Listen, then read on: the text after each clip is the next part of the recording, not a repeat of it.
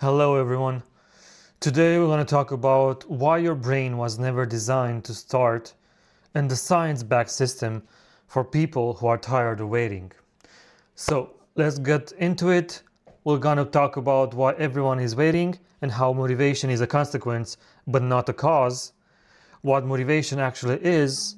We're going to talk about why waiting for motivation trains the brain to keep waiting, and then how habits bypass this bottleneck. We're also going to talk about how the body is not separate from this, how the flow works and how to actually find it, and then we're going to dive deep into 5 honest blind spots of this framework and what to do about each. Of course, we're going to finish it off with a phased minimum viable approach to replace waiting with starting, and that will contain a 30 to a 60-day plan.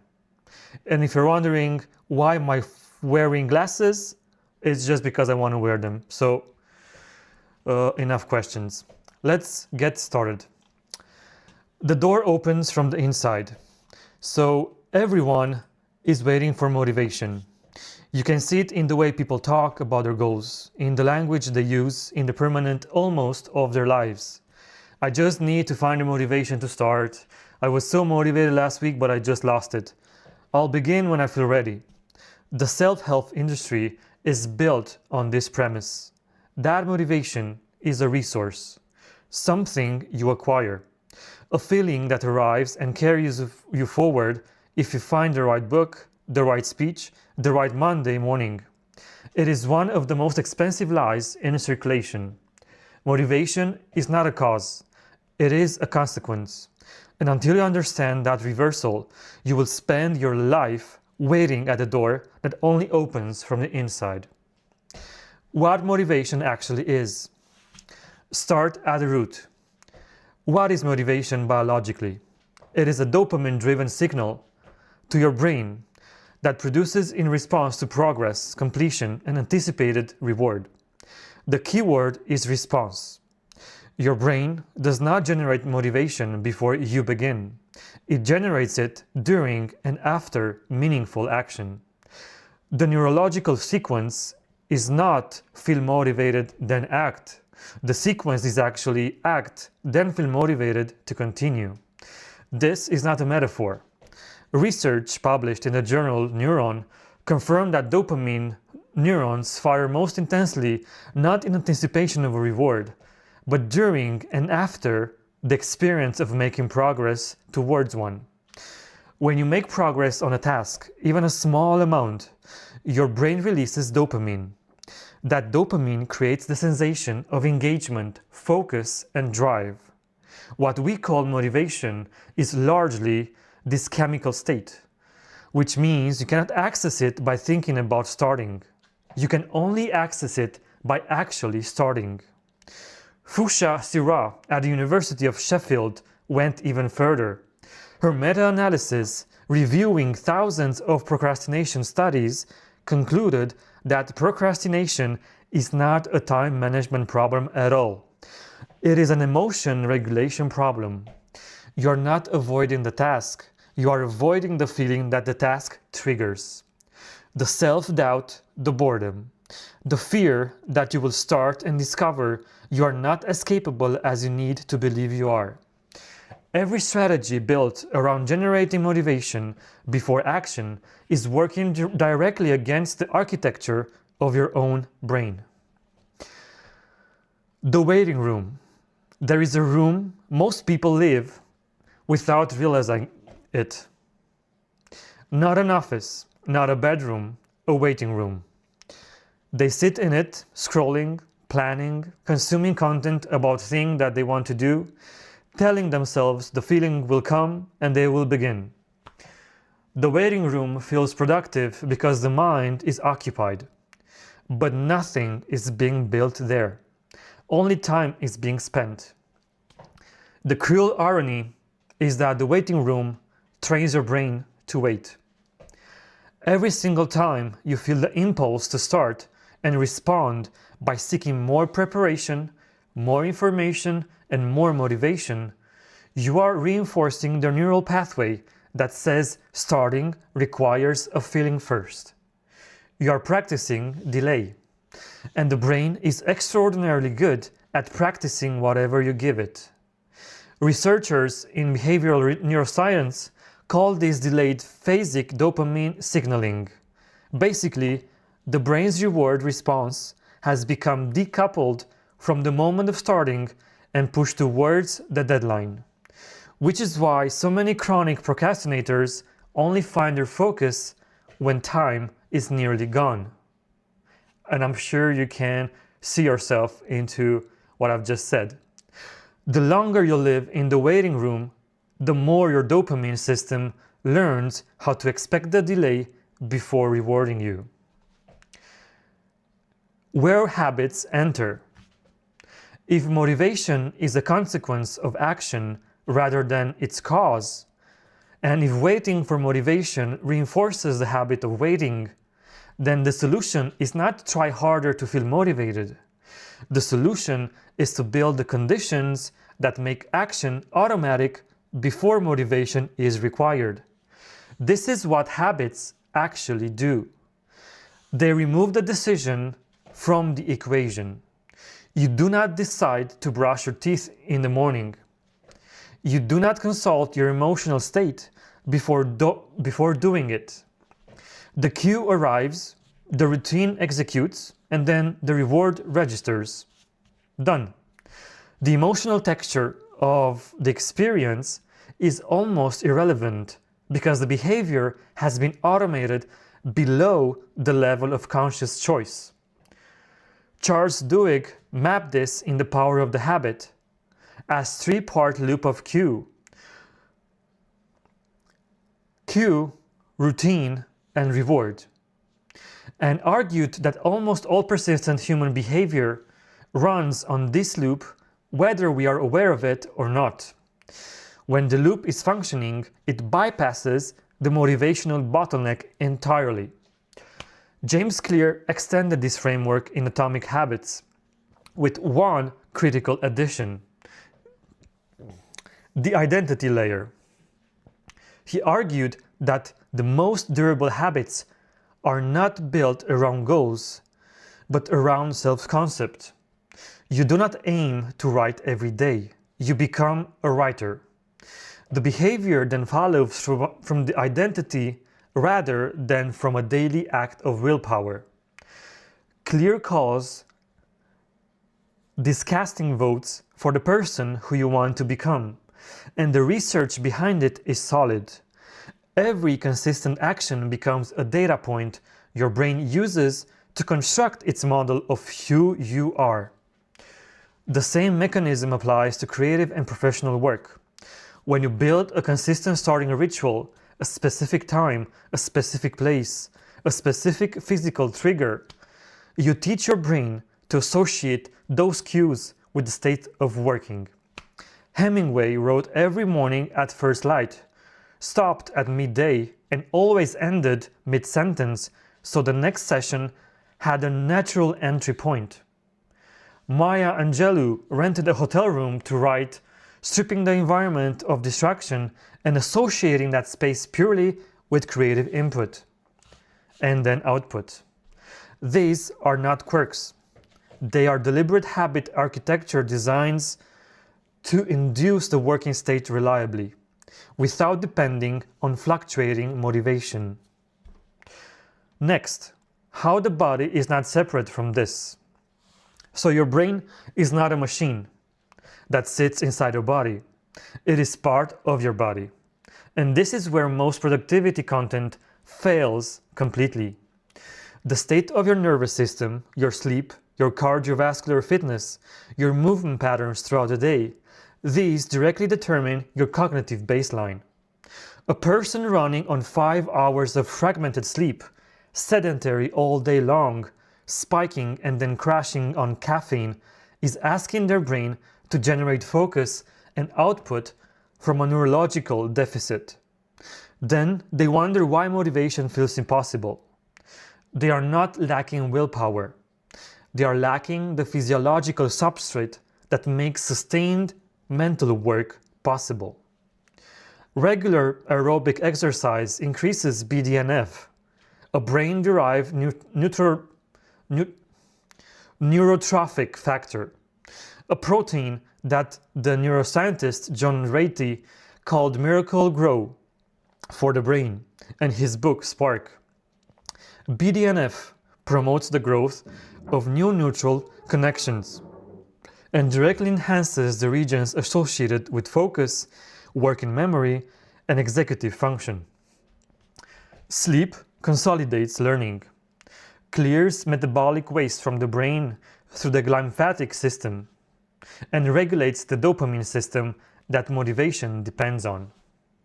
Matthew Walker documented this in exhaustive detail in the book Why We Sleep, showing that even moderate sleep deprivation impairs prefrontal cortex function, the exact region responsible for initiating tasks and resisting immediate gratification.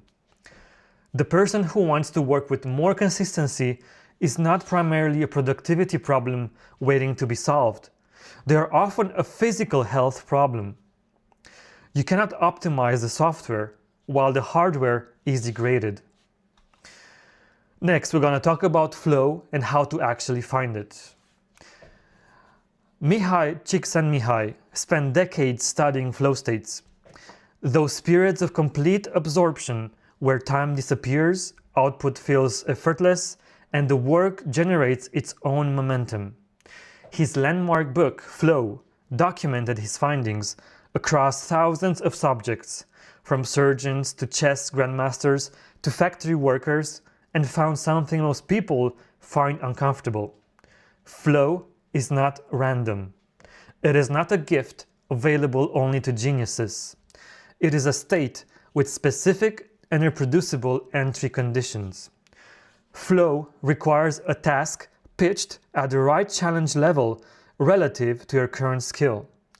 Too easy and the brain produces boredom. Too difficult and it produces anxiety. The narrow band between those two states is where flow lives. It also requires undivided attention, the elimination of interruption and context switching, and a warm-up period of roughly 15 to 20 minutes of focused work before the state deepens into full absorption. Notice that none of those conditions are emotional. You do not need to feel motivated to enter flow. You need to begin, eliminate distraction, and engage with the task at the right difficult level.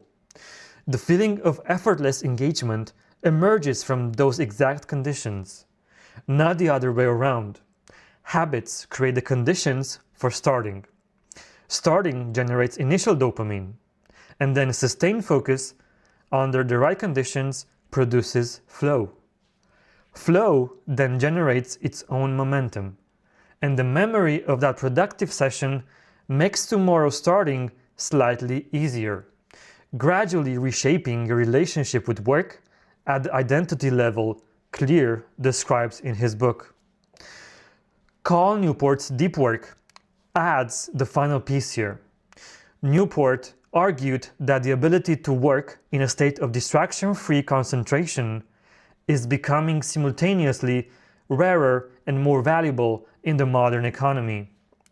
His research showed that most people have structurally destroyed the conditions for flow through constant connectivity of modern work. The open browser tabs, the notification streams, the back-to-back meeting culture. Rebuilding those conditions is not a luxury. It is the primary professional skill of the next decade. Now we're going to dive deep into blind spots of this framework and potential starting points in case you're stuck. Blind spot number 1. Direction without clarity is just efficient wandering. A well-built habit executes faithfully in the wrong direction for months before you notice. The feeling of showing up masquerades as the feeling of progress. Consistency is not the same as correctness, and no system in the world can tell you whether the thing you are being consistent about actually matters to you. A good starting point here would be, before you build any system, sit with one question for at least a week. If this produced nothing visible for 6 months, would I still consider it worth doing? Do not answer immediately. Let it surface honestly. If the answer is uncertain, that discomfort deserves your attention more than any habit ever could. Blind spot number 2. A depleted brain cannot bootstrap its own recovery. So this framework assumes at a neurological baseline that depression, burnout, and acute grief quietly remove. When someone is in that place, the advice to just start is not tough love. It is the wrong conversation entirely. The machinery that makes starting work is the exact machinery that breaks down under those conditions. A good starting point here would be that if getting out of the bed already costs everything you have, this is not your starting point. That is not a failure of discipline. It is a signal that something more fundamental needs attention first, and that is worth taking seriously before any system is attempted. Blind spot number 3. Not all resistance is irrational. Some avoidance is not fear. It is your nervous system quietly telling you that something about this direction is wrong. The problem is that rational resistance and irrational resistance feel identical in the moment. Pushing through with equal force is how people spend years being very disciplined about the wrong life. A good starting point here would be that when you imagine the task genuinely completed, do you actually feel relief or indifference? Relief, even small, means some part of you wants this done. Persistent indifference, even after honest reflection, is worth listening to before you build a system around it. Blind spot number 4. The ideal environment is a privilege. Not everyone has a quiet room, a predictable schedule, or 2 interrupted hours in the morning.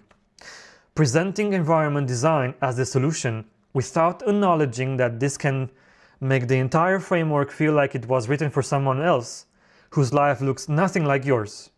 It probably was. Here, a good starting point would be that if the brain does not need a perfect environment, it needs a reliable signal. That signal can be almost anything, as long as it is consistent and belongs only to this work. Build it from whatever you actually have, not from whatever the ideal version of that actually looks like. And then blind spot number 5 is the system is hardest exactly when you need it the most. The cruelest part of all of this is that the period when habits would actually help you the most is the period when they are hardest to build. Motivation is lowest. The system does not yet exist to carry you, and every day requires a decision that will eventually become automatic, but is not yet there. That gap is real. It is uncomfortable, and most advice skips past entirely. A starting point here would be make the starting ask so small that it feels almost embarrassing. Not because small things are the goal, but because the only thing that matters in the early days is that you showed up at all. You are not building output yet. You are building the neural evidence that you are someone who shows up. Now we're going to finish this off with the 30 to 60 actionable plan for this framework. This is not a transformation timeline. It is a foundation building timeline. The goal is not to feel completely different at the end. The goal is to have replaced the habit of waiting with the habit of starting. Days 1 to 10, that's the minimum viable habit. Pick one area of work you have been avoiding. Define the smallest possible version of engaging with it, using Clear's 2-minute rule as your ceiling, not your floor. Do it for 10 consecutive days at the same time, in the same place, with the same opening ritual. Do not measure output. Measure only whether you showed up. Also, establish one physical anchor, a consistent sleep time, 20 minutes of daily movement, or no phone for the first 30 minutes of your morning. 1 only. Then, days 11 to 20, add another layer. The cue is forming. The neural association is beginning to solidify. Though Lally's research reminds us that it is nowhere near automatic yet. Expand the session slightly. From opening the document to 10 minutes of writing, from putting on the shoes to a 20-minute walk. The increase should feel almost too small. If it feels like a real stretch, it is too much. Add a 30-second review at the end of each session. 1 sentence about what you did. This is not journaling. This is the brain logging behavior evidence that gradually constructs the identity Clear describes in his book. Days 21 to day 35. Introducing difficulty. The habit now requires less activation energy to start. Raise the challenge level of the work itself. This is Csikszentmihalyi flow band. Slightly stretched, not overwhelmed. Also, conduct the environment audit. Identify 2 or 3 things that most reliably break your focus and restructure them. This is Newport's deep work principle applied at the smallest possible scale. Then, days 36 to 50, you need to protect the system. Life, naturally, will disrupt the streak. A bad week, travel, illness, whatever. This phase is about building the recovery reflex. When you miss a day, the rule is never miss 2 in a row. Not because today ruins the habit, but because Lally's data shows that a single missed day does not significantly impact long-term habit formation, while multiple consecutive missed days actually do. The normalization of absence is a real threat. Then, moving on, at the last sequence in this timeline, days 51 to 60, you need to assess honestly. Ask yourself 3 questions. Does starting feel lighter than it did 60 days ago? Has outputs changed even slightly? And is the direction right? Revisit blind spot number 1 with 2 months of behavior evidence behind it. If the work still produces no internal signal of meaning after consistent effort, that is important information. The habit worked. The direction may need revisiting. Berkman would ask here whether you are actually using productivity to avoid confronting the harder question of what your finite time on Earth is actually for. Whatever the answers, you now have something most people never build. A demonstrated ability to show up without waiting for the feeling. That is not a productivity skill. It is a character trait. And it transfers to everything else you decide to build. Thank you for listening to today's essay. I hope at least some of it resonated with you, and I'll see you in the next one.